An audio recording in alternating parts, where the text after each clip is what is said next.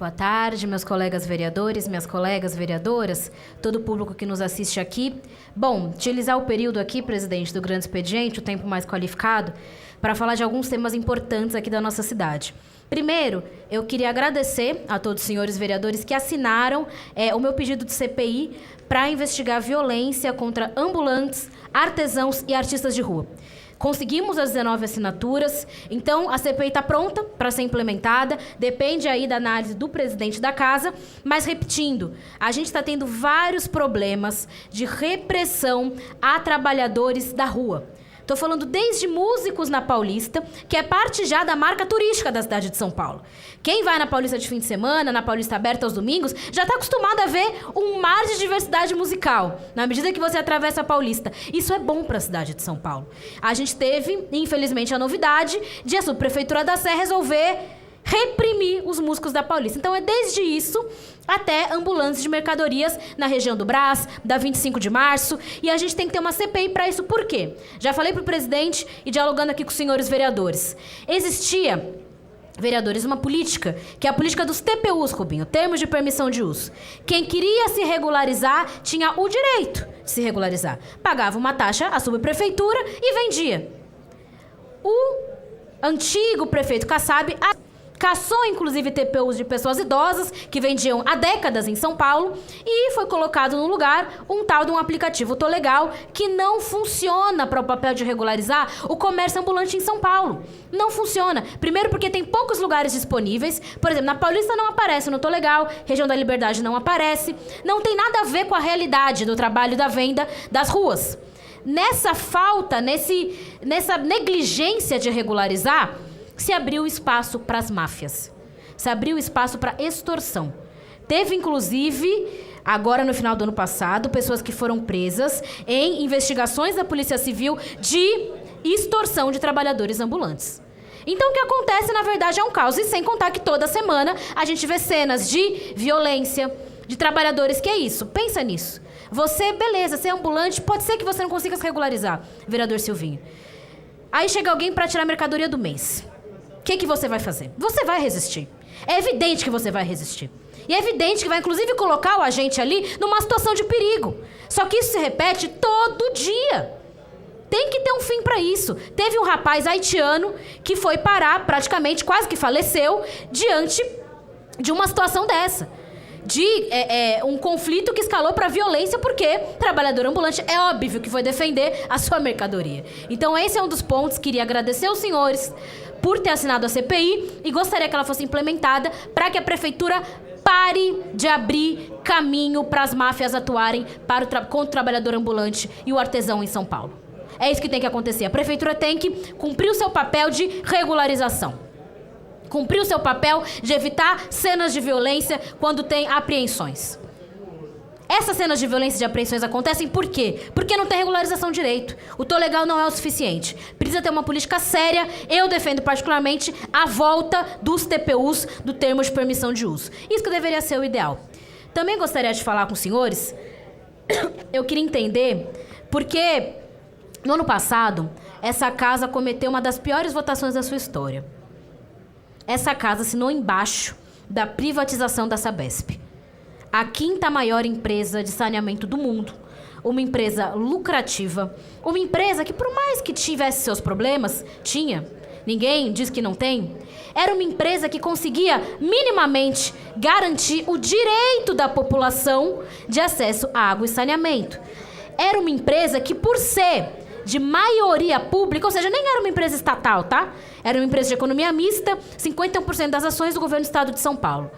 Era uma empresa que era obrigada a fazer constantes reinvestimentos em tecnologia, em ampliação da rede, em conseguir garantir para a população um avanço contínuo da qualidade do atendimento em saneamento básico. Agora, o que a gente está vendo é o fim de uma das maiores empresas de saneamento do mundo e é uma derrocada, é um declínio do acesso do povo de São Paulo à água e ao saneamento básico. É isso que a gente está vendo. Eu me lembro bem que a representante do governador Tarcísio veio aqui nesta Câmara dizer que em setembro, que eles estavam fazendo a privatização lá pela metade do ano, João Jorge, lá para junho, julho, ela falou assim, a secretária Natália, em setembro vai ter a primeira conta baixa de água de São Paulo.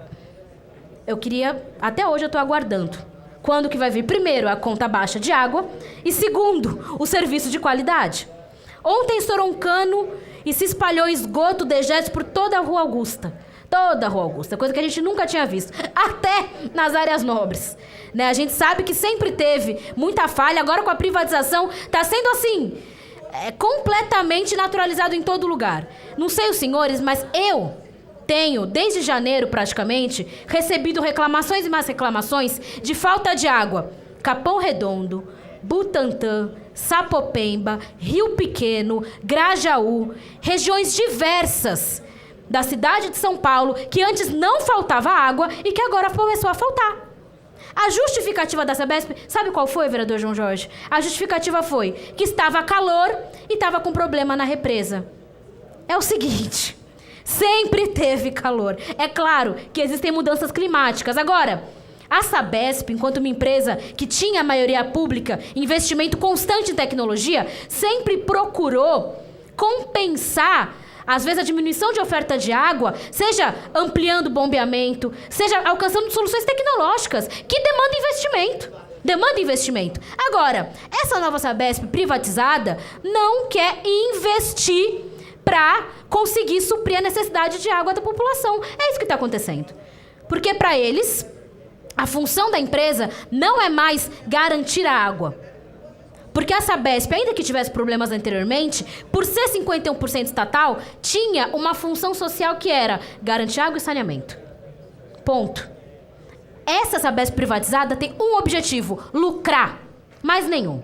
E sendo o objetivo lucrar e mais nenhum, a população de São Paulo vai padecer como tem padecido agora. A gente está vendo a consequência de um crime cometido contra o povo. É um crime que aconteceu. Não tem explicação lógica. A única explicação era que o Tarcísio queria garantir mais dinheiro no bolso para os seus aliados, dentro, né, de um setor econômico que se beneficiou muito, porque comprou ações da Sabesp mais baratas que do mercado. Tem lógica uma coisa dessa? Agora o povo está pagando. A vereadora Luna propôs uma CPI para investigar os problemas da Sabesp e eu queria dizer aqui que eu apoio. Porque também é muito importante que essa casa se posicione. Se a gente teve a capacidade de assinar embaixo, eu não votei, mas se essa casa teve a capacidade de assinar embaixo da privatização da Sabesp, que tem a capacidade de fazer uma CPI para investigar as falhas dela com a população. Porque é isso que está acontecendo. Falhas profundas, sem contar o aumento da conta de água. Eu não vou me esquecer da secretária Natália falando que a conta baixa ia chegar. Ela falou exatamente isso. Ela falou até o número, Toninho. Ia ter uma redução aí de 20% na conta. Eu lembro perfeitamente que ela falou isso. Não teve redução nenhuma. Pelo contrário, só aumentou a conta de água e diminuiu a qualidade. Isso é muito sério. Isso tem a ver com a saúde das pessoas. Isso vai gerar gastos para o município de São Paulo. Quando a gente tem problema no abastecimento de água, isso é um tipo de problema bola de neve. Porque ele vai gerar outros problemas para nós. Vai gerar problemas de saúde, vai gerar problemas de acesso à educação, vai gerar uma série de problemas que vai reduzir drasticamente a qualidade de vida aqui da população de São Paulo. Então nós temos que investigar e nos posicionar, porque eu tenho certeza que a única conclusão possível vai ser essa, que tem que reverter a privatização da Sabesp, tem que voltar a ser uma empresa com papel social, tem que voltar a ser uma empresa que vai cumprir a sua função, que é uma função de garantir o direito básico das pessoas. Com isso não se brinca. Com isso não se pode fazer brincadeirinha de mercado. Porque foi isso que foi feito. Brincadeirinha de mercado, agradar os seus amigos especuladores, agradar os seus amigos donos de grandes empresas, às custas de um direito básico da população. Isso é inadmissível. Nós estamos começando a sentir agora, se está chegando para mim, as reclamações desses bairros que eu citei, deve estar chegando para todos os senhores. E a gente vai ter que responder. Essa casa tem que responder. Essa questão da água me leva a um terceiro ponto, presidente, que é a questão da dengue da cidade de São Paulo. Porque é isso, né? A falta de acesso à água de qualidade, ela é cascata.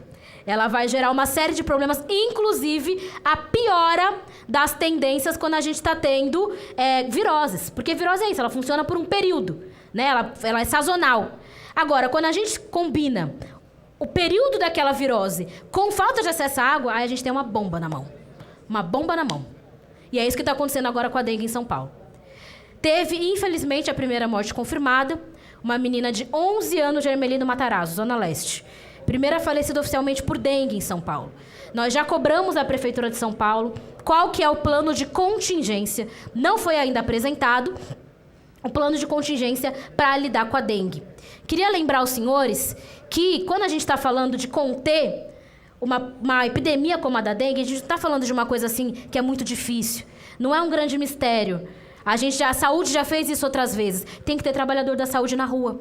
Tem que ter agente comunitário de endemia para olhar onde é que tem água parada, para retirar focos de dengue. Tem que ter gente que vai estar em cada pedaço de São Paulo combatendo essa doença. É muito importante. Eu queria lembrar a todos que o senhor Ricardo Nunes trouxe uma promessa de campanha que foi convocar todos os trabalhadores da saúde do último concurso da SMS, João Jorge. O último concurso da SMS. Ainda tem gente da Vigilância em Saúde para chegar que não foi convocado. Esse concurso está para expirar. Eu queria saber qual que é a ideia do prefeito. Se a ideia do prefeito é passar por uma epidemia de dengue, deixando expirar um concurso da Secretaria Municipal de Saúde. Dá para a gente colocar a gente na rua para trabalhar. Principalmente trabalhadores da Vigilância em Saúde, que cumprem um papel fundamental. Se não tiver vigilância, não vai ter diminuição da curva de dengue. Não vai ter. A gente vai ter mais mortes, como a gente teve com a criança da Zona Leste, de Ermelino Matarazzo. Então, eu queria aqui, mais uma vez, fazer uma cobrança pública para o prefeito Ricardo Nunes, que cumpra a sua palavra, porque foi promessa de campanha que, em fevereiro, ele ia chamar todos os aprovados do último concurso da saúde. E grande parte desses aprovados está concentrado em vigilância em saúde. E ainda sobre isso, eu espero que a gente não veja notícias lamentáveis, como é que a gente viu no último período de dengue, que foi a notícia de uma compra superfaturada de armadilhas de dengue. Eu não sei quem aqui se lembra que o prefeito gastou de uma fornecedora, que um dos donos é inclusive um aliado dele, uma fornecedora de armadilhas de dengue, R$400 a unidade. A Fiocruz produzia por R$20. A mesma armadilha de dengue. Pior. Além da armadilha de dengue ser superfaturada, não tinha manutenção. Por quê? Porque não tinha trabalhador. Não tinha o trabalhador da vigilância, porque a armadilha de dengue, você precisa de manutenção, vereador Silvinho. Senão a armadilha vira um foco. Qual que é a armadilha de dengue? É um lugar para o mosquito, para o Aedes aegypti ir para aquele local. Se você não tem constantemente uma manutenção, ela tem o efeito contrário. Ela vai virar foco de dengue. E é isso que aconteceu em muitas regiões. Se comprou armadilha superfaturada, se colocou em algumas regiões de São Paulo, não teve trabalhador da vigilância, trabalhadores da saúde para fazer a manutenção da armadilha e ela virou foco de dengue. Eu espero que a gente não veja casos lamentáveis como esse. Espero que seja levado a sério.